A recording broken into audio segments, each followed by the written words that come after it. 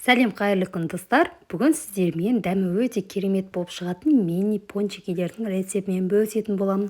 Небәрі 3-ақ ингредиенттен тұратын осы мини пончиктерді сіздер де жасап көріңіздер. Өте дәмді әрі таза пісетін болады. Видео рецепт қызық болса соңына дейін қарап, рецептің пайдалы болған болса жоғалтылмас үшін каналыма тіркеліп, қоңырша белгісін басып қойды ұмытпаңыздар. Алдымен ыдысымызға үскі-жоңқамызды, 2 дана жұмыртқамыз және разрехителімізді салып, барлығын жақсы венчикпен араластырып аламыз. Бір келкі масса болғаннан кейін үстінен осылай еліктен өткізіліп, ұнымызды салып, тағы да бір араластырып, одан кейін тағы да ұн салып, қолымыздың көмегімен жұмсақ етіп қамыр илеп дайындап алатын боламыз. Дайындап алған қамырымызды дәл видеодағыдай етіп, кішкене бөлшектерден алып, осылай дөңгелектеп, дәл құрт тәрізді етіп дөңгелектеп аласыздар.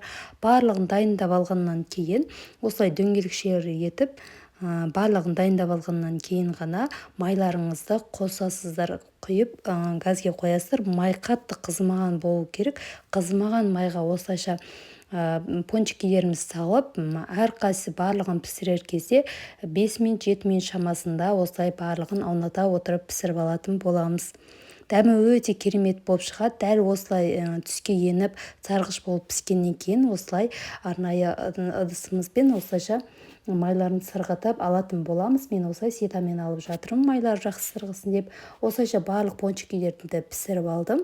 Енді бетіне өз қалауларыңыз бойынша шоколадты, не болмаса сахарный пудраларыңызды сеуіп, балаларыңызға, отбасыларыңызға ұсынсаңыздар болады.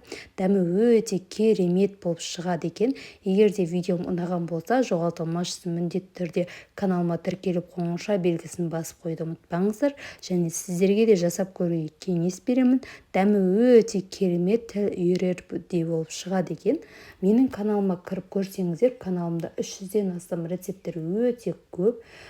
Кез келген заттың, банкалардың, түрлі пісіріктердің, түрлі ыстық тағамдардың барлық рецепттері бар. Кіріп қарап көріңіздер. Міндетті түрде каналыма тіркеліп, қоңырша белгісін басып, лайктарыңызды басып, және өз ойларыңызды комментарий бөліміне қалдырып кетуді ұмытпаңыздар. Назарларыңызға рахмет. Сіздермен бірге болған Алмагүл.